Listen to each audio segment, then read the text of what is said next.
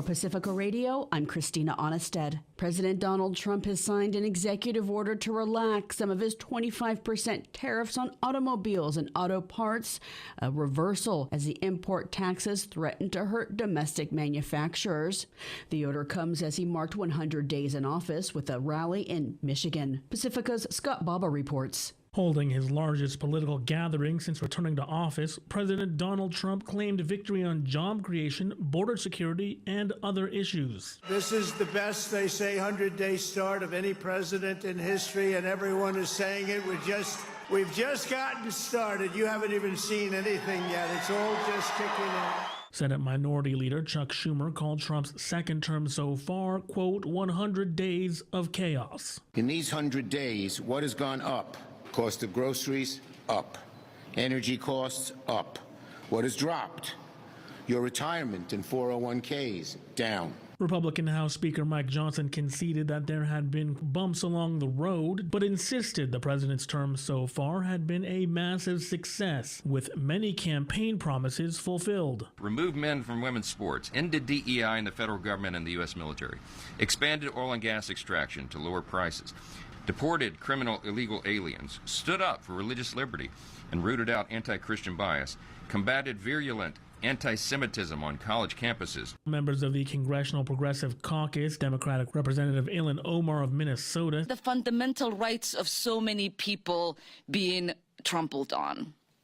We have watched Trump tear through our government like a wrecking ball by destabilizing federal agencies, undermining the rule of law, and lashing out against anyone who dares to dissent. I'm Scott Baba, Pacifica Radio. Democrats introduced the Bicameral Equality Act Tuesday to codify civil rights for LGBTQI people. Congressman Mark Takano of Southern California is the first openly gay man of color elected to Congress. The Equality Act prohibits discrimination in 7 key areas of everyday life and extends to the LGBTQI+ community the same civil rights that other Americans enjoy.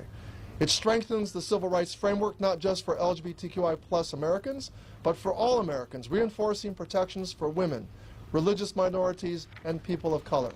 And it says clearly you should not be denied a job, a home, a loan, or a seat at the table simply because of who you are. Oregon Senator Jeff Merkley introduced the bill in the Senate, noting more than 850 anti-LGBTQ+ bills have been filed in state legislatures this year alone.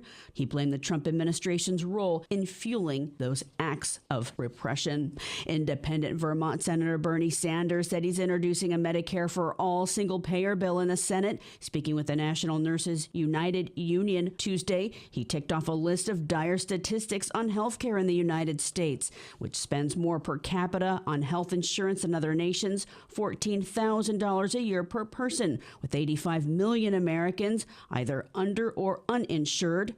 68,000 die each year for inability to see a doctor. Sanders said 42% of cancer patients deplete their life savings to pay for treatment in the first 2 years after the diagnosis. It would provide full freedom of choice regarding health care providers. You go to the doctor, the nurse that you want to. No more insurance premiums, no more deductibles, no more co-payments. The bill is likely to go nowhere with Republicans in control of Congress. When Democrats had control, Medicare for All went nowhere as well.